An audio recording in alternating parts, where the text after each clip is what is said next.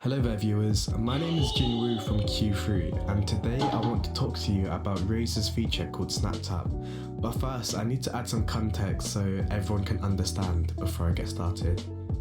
In the competitive scene, there are games like Valorant and CSGO that use a different mechanic to display recoil from guns when they're fired.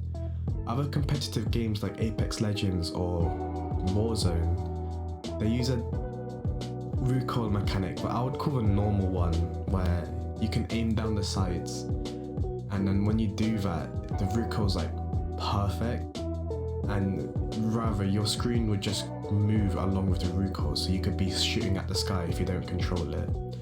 But in Valorant and CSGO, it has a different recoil mechanic where you don't really ADS, you kind of just stand still, and the first few shots from your gun will be perfectly accurate on your crosshair, but after that the recoil is just going to be random. So you would rather just tap on your mouse and control it, the recoil yourself. Instead of pulling down on your mouse, you would actually just technically spam on the mouse to control the recoil of the gun. So because of that, standing still is what gives you 100% accuracy. The game kind of implemented its own mechanic of counter strafing, where say if you were moving left, you would start to go right, like you press it instantly, and as soon as you go right, there'll be a brief moment where you are standing still, and that grants you that 100% accuracy, so you could fire a shot even though you're moving. Games like these, since you're moving, the opponent also has to try and follow you with their crosshair. Because you're moving, you're a harder target, right? So while the opponent's trying to aim on you, if you were to counter strafe, suddenly they lose sight of you because you're now moving the opposite direction. But since you counter strafe, you have that little window to counter attack and shoot back while they're trying to aim onto you again. So that's why counter strafing is a very important mechanic to learn in games like Valorant and CSGO. So this is where Razer SnapTap came in, because counter strafing became a well-known mechanic used by players of both games. Like, even when I'm playing, I'll see it everywhere, people are counter strafing. But Razer came up with a branch of keyboards that have this feature called SnapTap implemented into them if you download the software.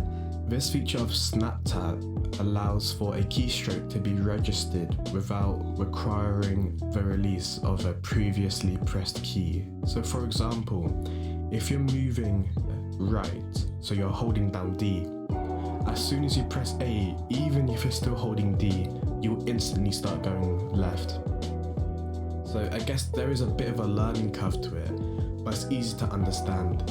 If you're holding D first and then go to A, even if you're holding D, you will start moving left instead.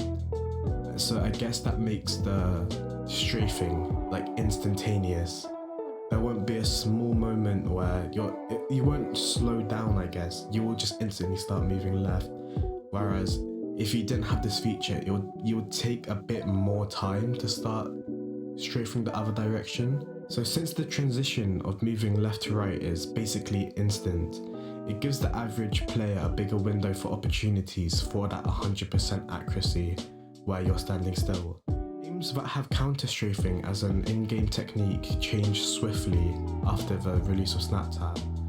Like, for example, CSGO actually banned people that had this feature because they can somehow sense when someone has it, I guess, because without the feature you won't be able to move left to right that quickly.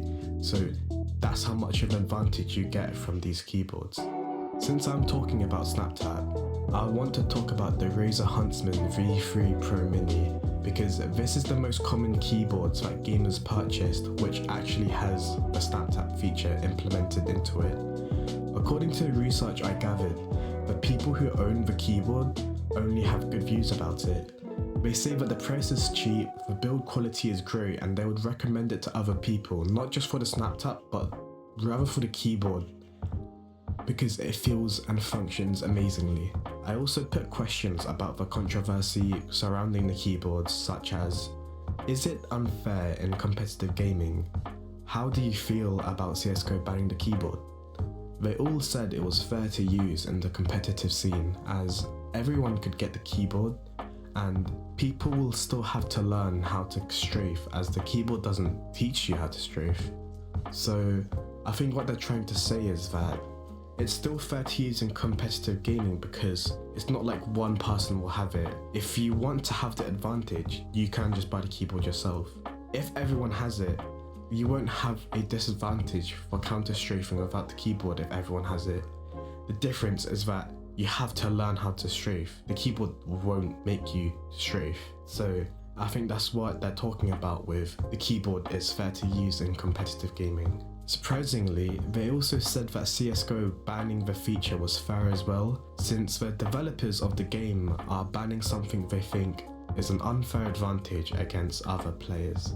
So to wrap this all up, I think that Snap Tap is a fair feature to use in competitive gaming, not only in casual gaming, but it's definitely unfair in scenarios where other people do not have the keyboard, because the keyboard does give a big advantage to the point where games like CSGO have to ban people that have the keyboard.